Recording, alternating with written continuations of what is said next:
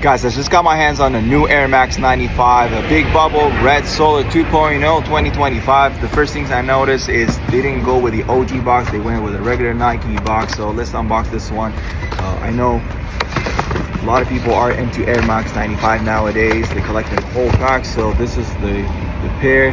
The first thing I noticed is not a red, it's actually like a neon red, kind of pinkish. And you got the Nike swoosh on the side. That's the big bubble that people love. And this is the bottom of the shoe. And I love the different tones of the gray, charcoal, ashy. It's not a black, it's like a faded. You got the mesh, that's the classic. You got the Air Max tongue. So let me know down in the comments if you caught these or not. I know they sold out in the morning. And see you on the next video. Bye.